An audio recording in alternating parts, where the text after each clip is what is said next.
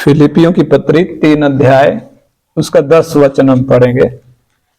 फिलिपियों की पत्री 3 अध्याय का 10 वचन। पौलुस के मन की कुछ अभिलाषा है, आइए उसके बारे में जाने। पौलुस क्या कहता है? प्रभु का दास प्रेरित पौलुस, फिलिपी 3 का 10।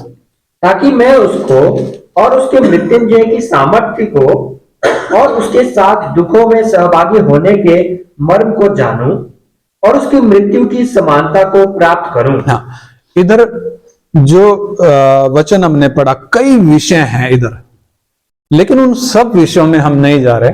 हम इधर एक विषय पर ध्यान देंगे। पौलुस क्या कह रहा है? पढ़ें दोबारा। ताकि मैं उसको यानी मसीह को, हाँ, और उसके मृत्युंजय की सामर्थ्य को, हाँ, उसके मृत्युंजय की सामर्थ्य को जानूं। ताकि मैं किसको जानूं? मसीह को जानूं। वो विषय अभी हम नहीं ले रहे। ताकि मैं उसके मृत्युंजय की सामर्थ्य को जानूं, उस बात को हम थोड़ा सा ध्यान देंगे। ताकि मैं मसीह के मृत्युंजय की सामर्थ्य को जानूं। मृत्युंजय की सामर्थ्य क्या है? इंग्लिश में लिखा था पावर ऑफ हिज रिजरेक्शन, यानी यीशु के मरे हुओं में से जी उठने की वो सामर्थ। पौलुस की मनसा क्या है? मैं क्या जानना चाहता हूं? मसीह कैसे मरे हुओं में से जी उठा? कैसे जी उठा? वो कौन सी ताकत थी जिसने उसको मरे हुओं में से जिलाया? मानव इतिहास में इसके अलावा दूसरी कोई घटना है नहीं जहां एक मरा हुआ जिंदा हुआ हो। और इस व्यक्ति को जब हम देखते हैं, मसीह यीशु, इसको जब हम देखते हैं, ये जब मरा तो कैसी हालत थी? आप समझना इस बात को ध्यान से, प्रार्थना के साथ समझना। जब यीशु ने प्राण दिया, कैसी हालत थी? जरा हम ध्यान दें, उसकी कैसी हालत थी? उसको जब पकड़वाया गया, अपमान किया गया, मुंह पर थूका गया, वो बातें अभी हम नहीं देख रहे, परंतु उसकी हालत को जरा हम देखें। कोड़े जो मारे गए, रोमी कोड़े, उन रोमी कोड़ों की मार के कारण शरीर कैसा था? शरीर टूट गया। यानी ये व्यक्ति बुरे तरीके से कुचला गया, बुरे तरीके से कुचला गया। जैसे दाख रौंदी जाती है। दाख मतलब अंगूर को जैसे रौंदा जाता है रस निकालने के लिए, लगता है वैसे ही उसको रौंद दिया गया। यानी शरीर को देखें तो शरीर टूटा हुआ है। शरीर पर जो खाल थी, कोड़ों के कारण खाल उधेड़ दी गई। वचन कहता है कि उसकी हड्डियां गिनी जा सकती थी। हड्डियां कैसे गिनी जा सकती थी? हड्डियों के ऊपर तो मांस होगा, मांस के ऊपर तो खाल होगी, लेकिन रोमी कोड़ों की मार से खाल उधड़ गई, मांस उधड़ गया, इसलिए हड्डियां निकल आई। और इतना ही नहीं, लिखा है उसके हड्डियों के जोड़ भी खुल गए। हड्डियों के जोड़ खुल गए। हमारे शरीर की किसी एक हड्डी का कोई जॉइंट खिसक जाए, हमें कितनी दिक्कत होती है। हम खड़े नहीं हो सकते, हम पीड़ा से बेहाल हो सकते हैं, बेहोश हो सकते हैं। परंतु इस व्यक्ति को जरा हम देखें, हड्डियों के जोड़ भी खुल गए। इतना ही नहीं, सिर पर कांटों का ताज है। वो लंबे लंबे कांटे, जब कांटों का ताज पहनाया गया, उसके सिर में ऐसे घुस गए और क्या निकला? खून निकला। इतना ही नहीं, उसके हाथों और पैरों में लंबे लंबे कील हैं जो आर पार होकर काठ में ठुक गए। और इतना ही नहीं, उसके खून की आखिरी बूंद भी निकाल ली गई। शरीर में एक भी बूंद खून की नहीं बची। सबूत क्या है? जब उसकी पसली में भाला मारा गया, और भाला जब मारा गया सीधे दिल को भेद गया। उसका जो दिल था, दिल हम जानते हैं काम क्या करता है, हमारे शरीर में खून का संचार करता है। दिल खून का संचार हर एक हिस्से में करता है, उसी की वजह से हम जिंदा हैं। जब भाला मारा गया, पसलियों को भेद कर सीधे दिल को आर पार छेद गया। लास्ट बूंद जो खून की बची थी कहां? दिल में, वो भी निकल आई। क्या सबूत है निकल आई? वचन कहता है जब भाला मारा गया तो खून और पानी निकला। खून निकला तो ठीक है, लेकिन पानी निकला। पानी क्यों निकला? ये सबूत है इस बात का, अभी और खून बाकी बचा, दिल में भी नहीं बचा, सारा खून भी निकाल लिया। ऐसी हालत, नसें भी क्या हो चुकी हैं? कट चुकी हैं। अब ऐसी हालत में उसको क्रूस पर से उतार कर कब्र में रखा गया। परंतु हम परमेश्वर का वचन जब पढ़ते हैं, पहला पत्रस 3 अध्याय का 18 वचन पढ़ें। पहला पत्रस 3 अध्याय उसका 18 वचन। पहला पत्रस 3 अध्याय का 18 वचन। मिलाप कराने वाले पहला पत्रस इसलिए कि 3 अध्याय 18 वचन। इसलिए कि मसीह ने भी, अर्थात अधर्मियों के लिए धर्मी ने, हाँ, मसीह ने भी, यानी धर्मी ने, अधर्मियों के लिए धर्मी ने पापों के कारण एक बार दुख उठाया ताकि हमें हाँ। परमेश्वर के पास पहुंचाए। ताकि हमें किधर पहुंचाए? परमेश्वर के पास पहुंचाए। हाँ।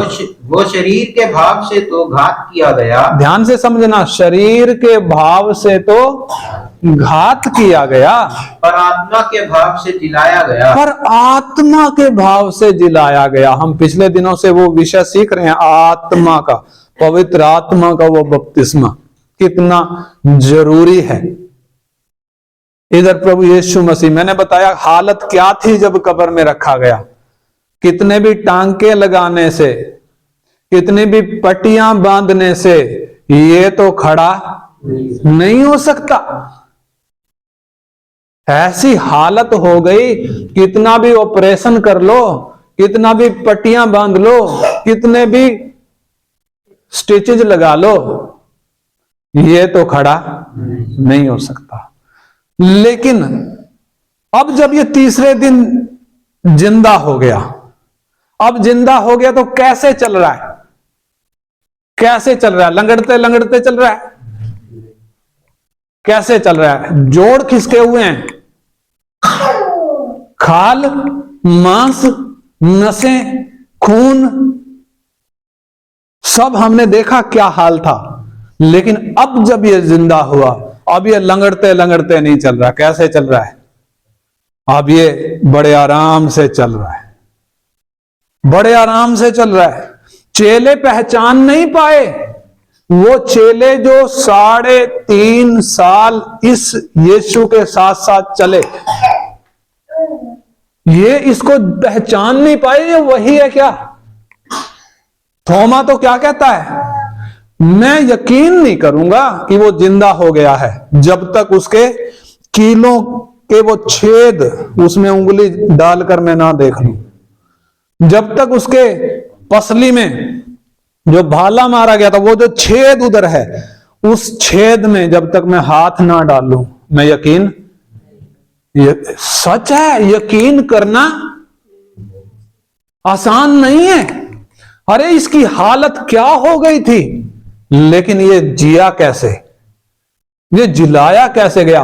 वो है मृत्युंजय की सामर्थ्य। पौलुस क्या कहता है? मैं मसीह को और उसकी मृत्युंजय की सामर्थ्य को जानना चाहता हूं। मैं जानना चाहता हूं वो ताकत कौन सी है जिसने इस हालत में इसको जिंदा कर दिया। वो कौन सी ताकत है? और हमने क्या पढ़ा इधर पहला पत्रस में, वो शरीर के भाव से तो घात किया गया, लेकिन आत्मा के भाव से जलाया गया। यानी परमेश्वर का आत्मा, पवित्र आत्मा, उसके भाव से वो क्या किया गया? जलाया गया। हम जानते हैं जब मनुष्य यीशु मैं क्यों कह रहा हूं, प्रभु यीशु मसीह में दो व्यक्तित्व थे, एक तो डिवाइन, एक ह्यूमन, यानी एक तो स्वर्गीय यानी परमेश्वर और दूसरा मनुष्य। इसलिए उसको इम्मानुएल कहा गया। दोनों का मिक्स नहीं है। यीशु परमेश्वर के तौर पर पूरा परमेश्वर है और यीशु मनुष्य के तौर पर पूरा मनुष्य है। और मनुष्य के तौर पर जब वो बपतिस्मा ले रहा है, मालूम है परमेश्वर का आत्मा कबूतर के समान उस पर उतरा और परमेश्वर के आत्मा के अनुसार ये अंत तक चला, अंत तक। लास्ट में भी जब वो क्रूस का दुख सामने देख रहा है, तब भी क्या कह रहा है? हे पिता, अगर ये कटोरा हट नहीं सकता तो आपकी मर्जी पूरी हो। मालूम है 2 बार पिता ने स्वर्ग से बोला है, ये मेरा प्रिय पुत्र है, ये मेरा प्रिय पुत्र है जिससे मैं अति प्रसन्न हूं। यानी यीशु ने अपने जीवन में किया क्या है? वो कहता है मेरा भोजन ये है कि मैं अपने भेजने वाले की इच्छा को पूरा करूं। मैं क्यों ये बात बता रहा हूं? परमेश्वर के आत्मा ने उसको जिलाया कैसे? क्योंकि इसके पूरे जीवन में 33.5 साल के जीवन में कहीं कोई दाग मिला नहीं। उसने पवित्र जीवन जिया, उसमें पाप नहीं था। चलो पाप नहीं था, लेकिन पाप कर तो सकता था, अंदर इच्छा तो थी। संपूर्ण मनुष्य था, संपूर्ण मनुष्य के तौर पर अपनी इच्छा कर सकता था, पाप कर सकता था, लेकिन तय क्या किया? मेरी इच्छा नहीं, पिता की इच्छा। उसके मुख से कभी कोई छल की बात नहीं निकली थी। वो गाली सुनकर गाली नहीं देता था। निष्पाप निष्कलंक होने के कारण परमेश्वर के आत्मा ने उसको तीसरे दिन मरे हुए में से जिला दिया। ऐसी हालत में रखा गया था, लेकिन कैसी हालत में उठा है? अब आराम से चल रहा है। स्टिचेस नहीं लगाए गए, टांके नहीं लगाए गए, पट्टियां नहीं बंधी हुई हैं, लेकिन परमेश्वर के आत्मा की वो सामर्थ काम कर रही है। आप समझना, वो मृत्युंजय की सामर्थ, परमेश्वर के आत्मा की वो सामर्थ कैसे काम करती है। वो है क्या वो सामर्थ? पौलुस कहता है मैं मसीह को जानूं, मैं उसके मृत्युंजय की सामर्थ को जानूं, उसके मरे हुए में से जी उठने की सामर्थ को जानूं। क्यों? ये अभी तक उसको जानता नहीं है। प्रभु को स्वीकार किया है, आमने सामने देखा है, प्रभु की सेवकाई कर रहा है, लेकिन अभी भी अगर हम ये फिलिप्पी 3 अध्याय पूरा पढ़ें तो ये इसके मन की तमन्ना क्या है? इसके मन की तमन्ना दोबारा पढ़ें, वो 3 का 10 और 11 वचन। फिलिप्पी 3 अध्याय 10 और 11 वचन, दोनों वचन हम पढ़ेंगे, 10 और 11। फिलिप्पी 3 अध्याय का 10 और 11। ताकि मैं उसको यानी मसीह को और उसके मृत्युंजय की सामर्थ को, उसके मरे हुए में से जी उठने की सामर्थ को और उसके साथ दुखों में सहभागी होने के मर्म को, हाँ, उसके साथ दुखों में सहभागी होने के मर्म को जानूं और उसकी मृत्यु की की समानता को प्राप्त करूं। किसको प्राप्त करूं? उसकी मृत्यु की समानता को प्राप्त करूं। मृत्यु की समानता को मतलब उसको कैसे प्राप्त करूं?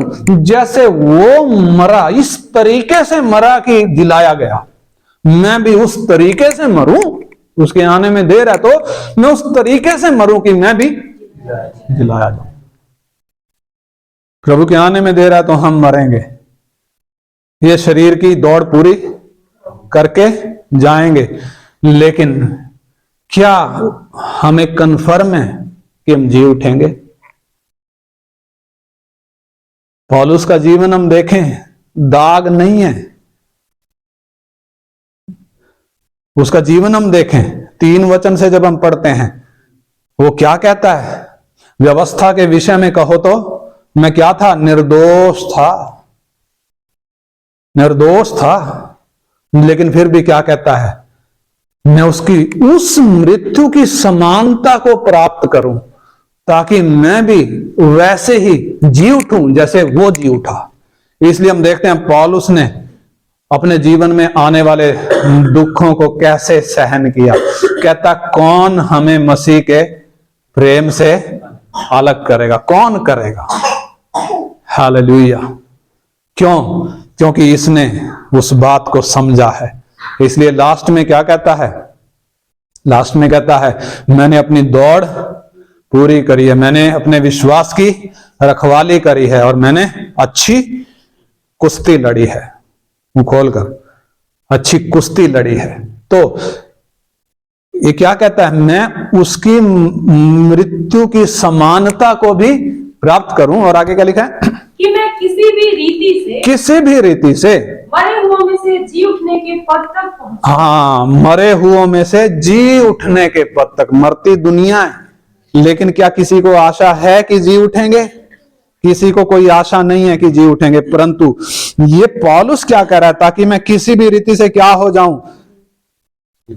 मरे हुओं में से जी उठने की उस समानता में उसको प्राप्त करूं। और आगे क्या लिखा है?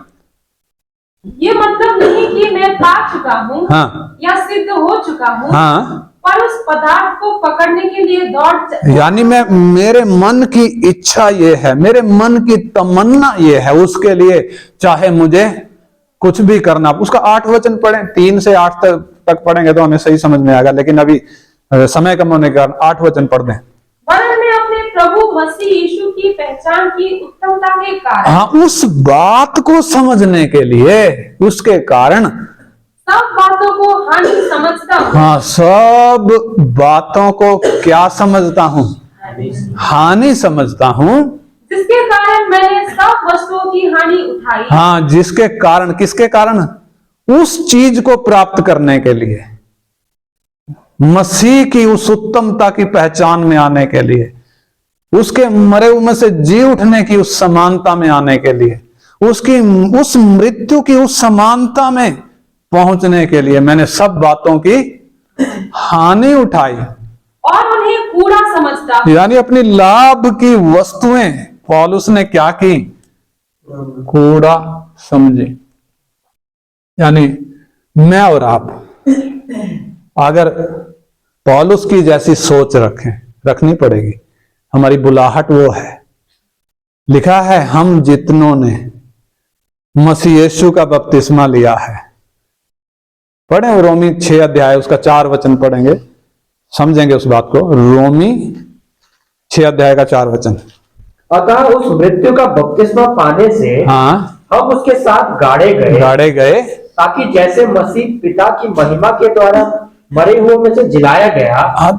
समझना आप, ताकि जैसे मसीह, हाँ, पिता की महिमा के द्वारा मरे हुए में से जिलाया गया, वैसे ही हम भी नए जीवन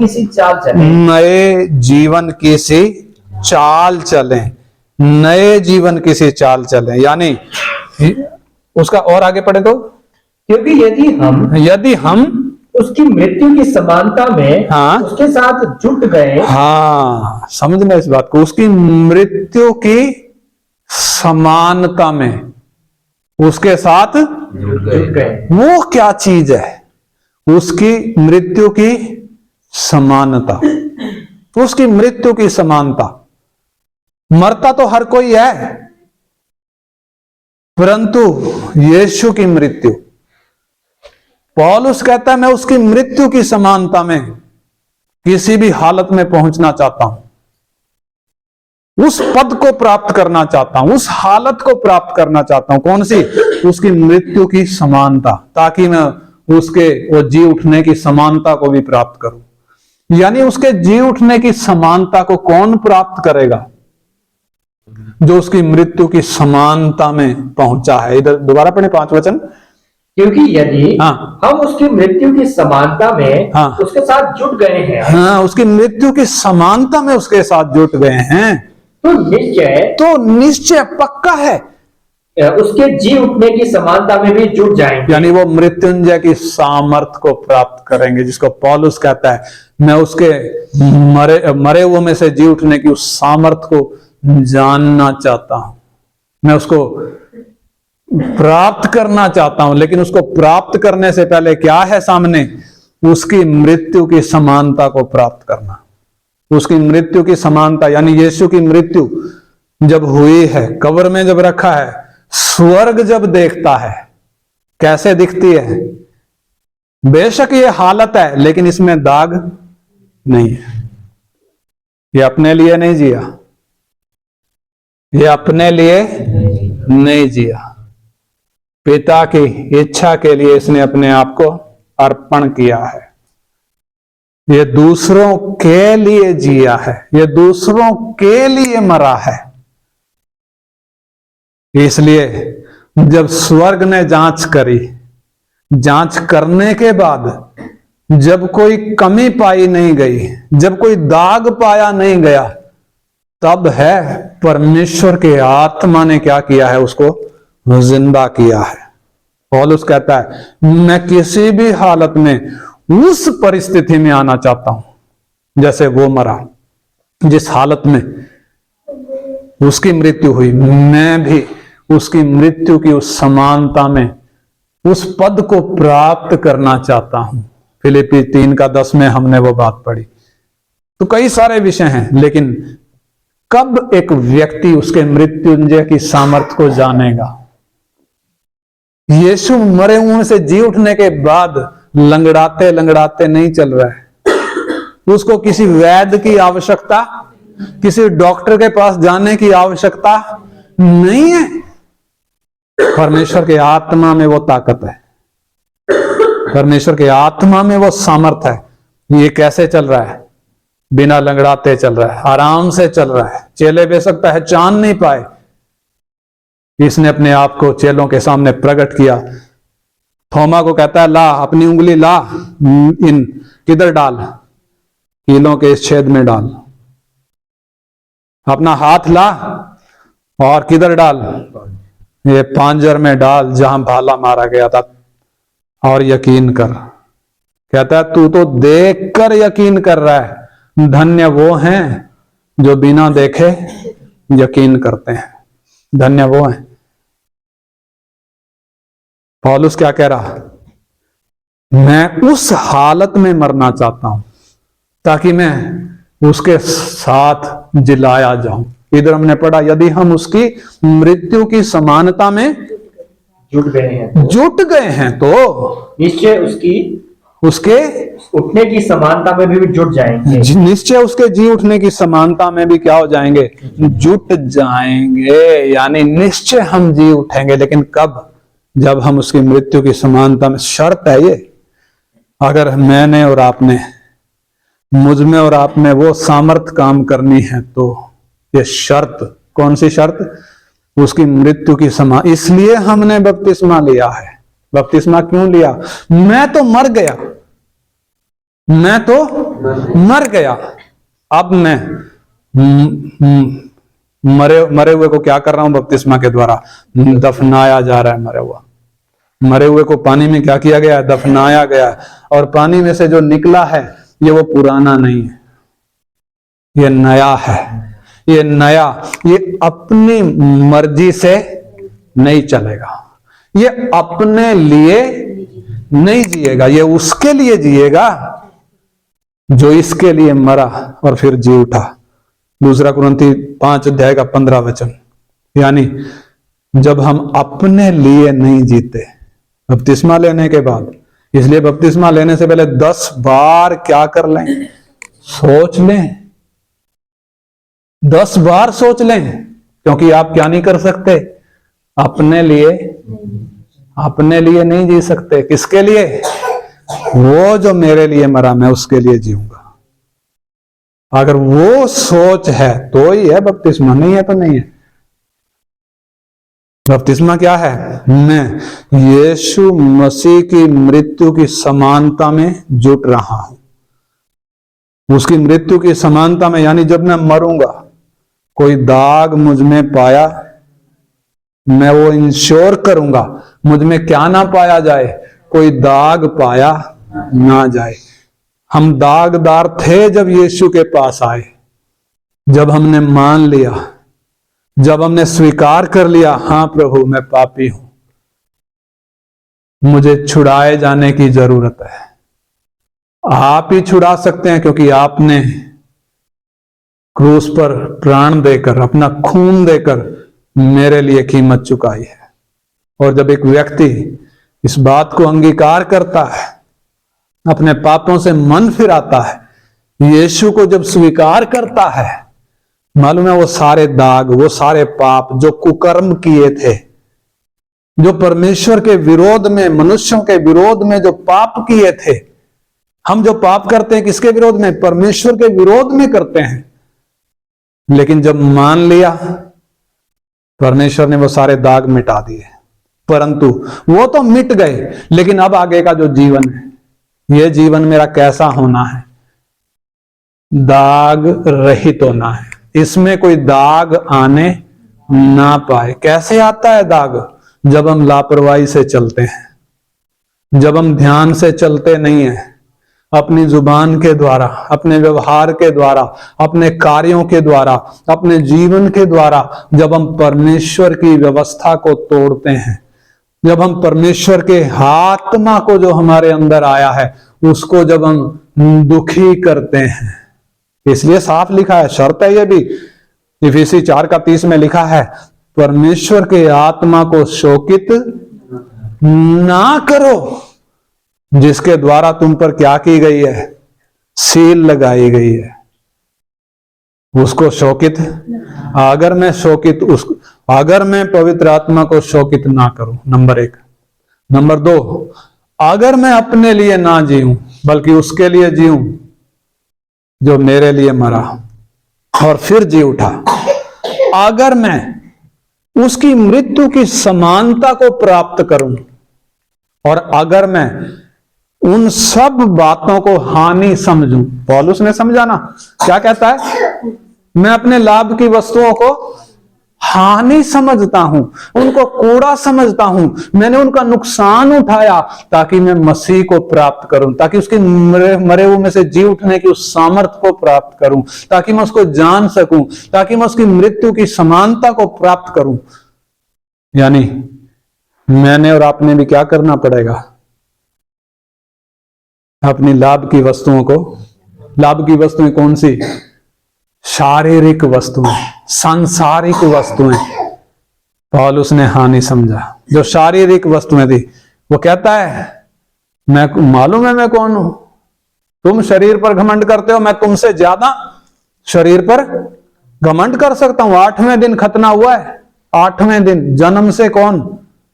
यहूदी, इजराइल के वंश का इजराइली हूं, इब्रानियों का इब्रानी हूं, बिन्यामीन के गोत्र का हूं, फरीसी हूं। व्यवस्था मुझ में दोष नहीं पाती। व्यवस्था मुझ में व्यवस्था तो दोष ढूंढती थी, लेकिन पौलुस क्या कह रहा है? व्यवस्था मुझ में दोष नहीं पाती। और जुनून मेरे अंदर, परमेश्वर के लिए जुनून मेरे अंदर ऐसा था कि मैं कलीसिया को भी क्या करने लग गया? सताने लग गया। वो जुनून था मेरे अंदर, किसके लिए? परमेश्वर के लिए। लेकिन अपनी लाभ की वस्तुओं को मैंने हानि समझा। उनको कूड़ा समझा। क्यों? ताकि मैं मसीह की उत्तमता की पहचान में आऊं, ताकि मैं उसको जानूं, ताकि मैं वो जी कैसे उठा उस बात को समझूं, ताकि मैं भी उस तरीके से मरूं कि मैं भी जी उठूं। इसलिए आइए ज्यादा समय ना लेते हुए हम अपने जीवन को जांच कर देखें, हम कैसे चलते हैं, हमारी सोच कैसी है। हम जब मसीह के पास आए हमारी सोच कैसे है? पौलुस की सोच कैसी थी? मेरी सोच कैसी है? मैं जब मरूंगा तो क्या मेरे अंदर यह दिलेरी होगी? मैं उसकी मृत्यु की समानता में मर रहा हूं, जैसे वो मरा वैसे ही मैं भी। क्यों? क्योंकि मैंने भी अपनी लाभ की वस्तुओं को हानि समझा है।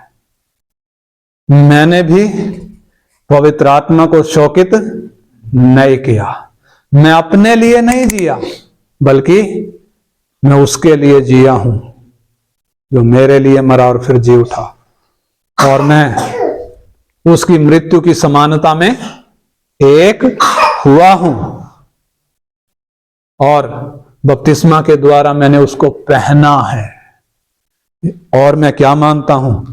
आज्ञा मानता हूं। मालूम है, नूह के समय में दुनिया जल प्रलय के द्वारा खत्म हो गई, लेकिन 8 व्यक्ति बच गए। ये 8 व्यक्ति क्यों बचे? ये क्यों बचे? उनके बचने के पीछे का कारण क्या था? हैं? क्यों बचे? क्योंकि उन्होंने आज्ञा मानी। आज्ञा मानकर जहाज बनाया, आज्ञा मानकर जहाज में बैठे, इसलिए बच गए। मैंने और आपने भी क्या करना पड़ेगा? आज्ञा। अगर हम आज्ञा नहीं मानते, ध्यान दें नौजवानों, अगर हम आज्ञा नहीं मानते तो असंभव है, तो असंभव है। इसलिए आइए हम आज्ञाकारी बने। हम अपनी सामर्थ्य से नहीं चल सकते। हमारी सामर्थ्य और परमेश्वर के आत्मा की सामर्थ्य। हम फेल क्यों हो रहे हैं? हम हार क्यों रहे हैं? हम क्यों गिरते हैं बार बार? हमें माफी क्यों मांगनी पड़ती है? हे प्रभु माफ कर दे, मेरे से गलती हो गई। क्यों बार बार माफी मांगनी पड़ती है? क्यों? क्योंकि हम में वो सामर्थ्य है नहीं, और हम अपनी सामर्थ्य से चलना चाहते हैं। हम अपने प्रयासों से चलना चाहते हैं। हम अपनी इच्छाओं में चलना चाहते हैं। हम अपने फैसलों के आधार पर चलना चाहते हैं। हम अपने आत्मविश्वास के आधार पर चलना चाहते हैं। इसलिए हम क्या होते हैं? गिरते हैं। परमेश्वर का वचन कहता है, ना तो सामर्थ्य से, ना तो शक्ति से, परंतु उसके आत्मा के द्वारा संभव है। उसके आत्मा के द्वारा संभव है। जब तक हम अपनी इच्छाओं में चलना चाहेंगे, अपने फैसलों के आधार पर, अपने विश्वास के आधार पर, अपने योग्यताओं के आधार पर, अपने खुद के आत्मविश्वास के आधार पर, अपनी ताकत पर, अपने ज्ञान पर, अपनी बुद्धि पर, अपने बल पर जब तक हम भरोसा रखेंगे, तब तक हम फेल होंगे। हमें माफी मांगनी पड़ेगी बार बार। इसलिए आइए हम अपनी इच्छाओं को त्याग कर, अपनी ताकत पे भरोसा ना करते हुए, अपने फैसलों पर घमंड ना करते हुए, आइए हम परमेश्वर के आत्मा के अधीन हो जाएं, जिसने मसीह यीशु में वो सामर्थ प्रकट किया। और मरे हुए से जी कैसे उठा? परमेश्वर के आत्मा की सामर्थ ने वो काम किया। शरीर के भाव से तो घात किया गया, लेकिन आत्मा के भाव से वो जिलाया गया। परमेश्वर के आत्मा ने उसको जिलाया कैसे? क्योंकि वो योग्य था जिलाए जाने के लिए। क्या मैं और आप योग्य हैं? आइए पिछले, जब से हमने विश्वास किया है, आज तक हम जांच कर देखें, मैं चला कैसे हूं। क्या मैं उसके लिए जिया, मैं अपने लिए जी रहा हूं? क्या मैं उसकी मृत्यु की समानता में एक हुआ हूं? क्या मैंने उसको वास्तव में पहना है? क्या मैं आज्ञा मानता हूं या परमेश्वर के आत्मा को शोकित करता हूं? एक उदाहरण हम देखेंगे समाप्त करने से पहले। आइए हम एक उदाहरण देखें। न्यायियों की किताब में से, मनुष्य की सामर्थ और परमेश्वर की सामर्थ में फर्क क्या है?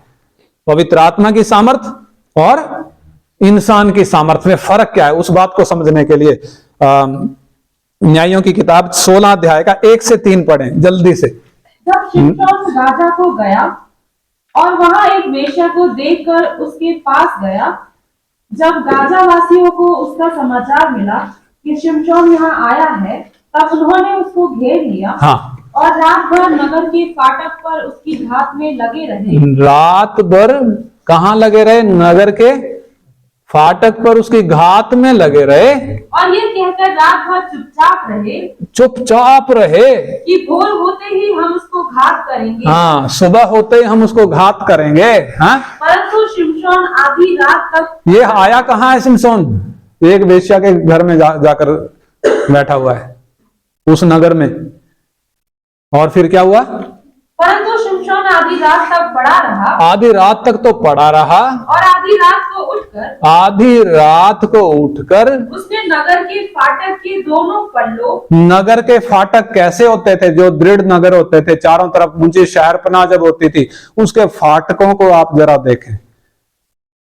उसके फाटक के दोनों पल्लों और दोनों बाजुओं को पकड़कर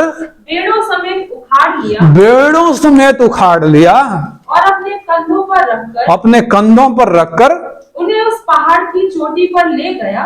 पहाड़ की चोटी पर बिना कुछ उठाए चढ़ना सांस फुला देता है, लेकिन ये क्या लेकर जा रहा है? अपने कंधों पर रखकर दोनों पल्ले चौखटों समेत, दोनों बाजुओं समेत किधर? पहाड़ की चोटी पर ले गया जो हेब्रोन के सामने है। हाँ, ये किसकी सामर्थ है? एक मनुष्य की सामर्थ नहीं है। ये किसकी सामर्थ है? परमेश्वर की आत्मा की सामर्थ है। शिमशोन की सामर्थ नहीं है। शिमशोन की सामर्थ क्या है? आइए उसको भी हम देखेंगे। उसका 19 वचन से पढ़ें, 16 का 19 से। शिमशोन की सामर्थ कितनी है? तब उसने उसको अपने घुटनों पर सुला रखा। हाँ, वो दलीला, वो वेश्या जिसके चक्कर में ये फंसा, उसके घुटनों पे सो रहा है दलीला के। हाँ, और एक मनुष्य बुलवाकर उसके सिर की 7 लटें मुंडवा डाली। हाँ, किसने? उस वेश्या ने, जिसके चक्कर में ये पड़ा, दलीला। वही नाम लिखा है ना? है दलीला। उसका अर्थ क्या है? हैं? दलीला का मतलब क्या है? दलीला का मतलब है कमजोरी, फीबल, कमजोरी। यानी ये शिमशोन की कमजोरी है। दलीला के कदमों पर सो रहा है, दलीला के चक्कर में फंसा है। दलीला ने एक आदमी को बुलाया और इसके बाल कटवा दिए, बाल की 7 लटें। क्योंकि ये कौन था? नजीर था। जन्म से लेकर इसके बाल कटे।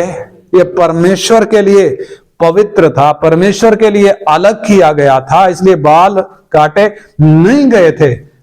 इसलिए परमेश्वर का आत्मा इस पर उतरता था। इसलिए वो बड़े फाटकों के उन दोनों पल्लों को बाजुओं समेत उखाड़कर ये किधर ले गया? पहाड़ पर ले चढ़ा।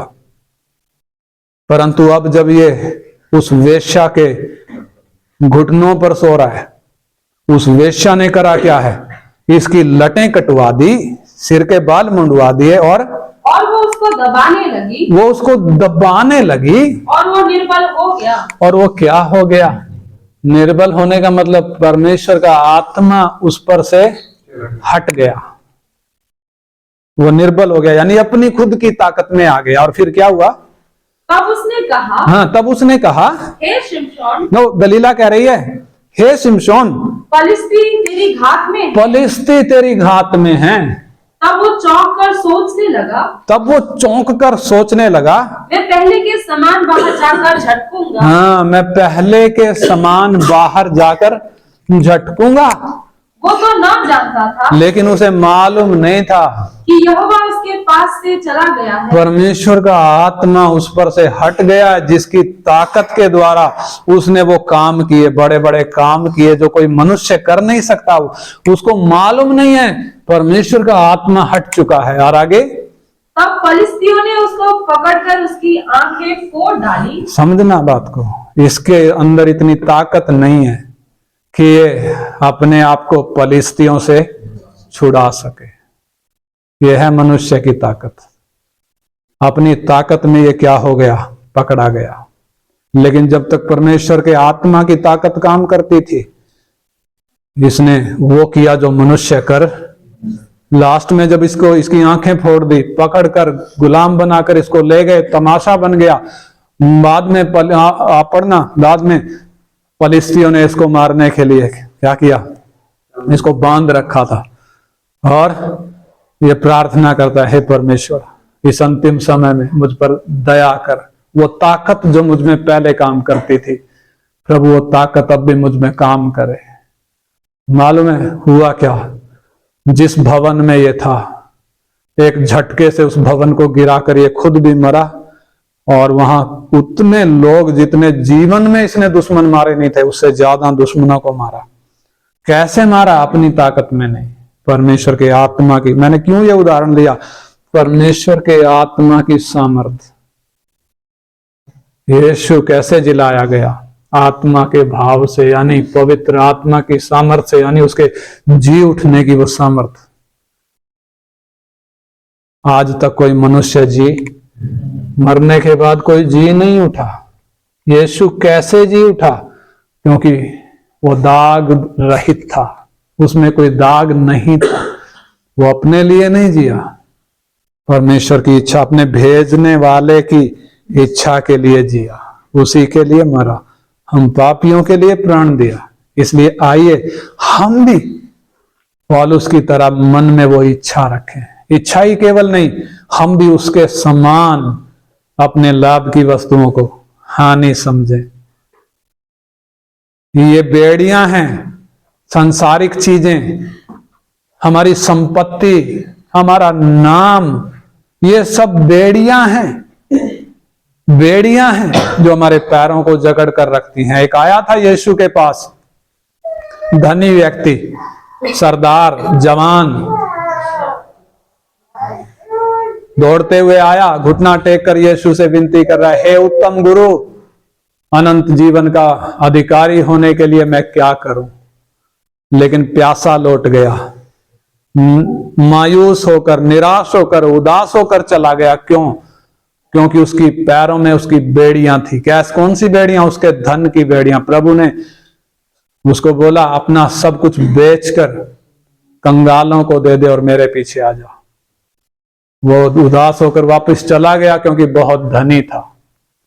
आइए उन बेड़ियों को हम तोड़ दें, अपने नाम की, अपने ज्ञान की, अपने ताकत की, उन सब बेड़ियों को, संसार के धन दौलत की उन बेड़ियों को हम तोड़ दें।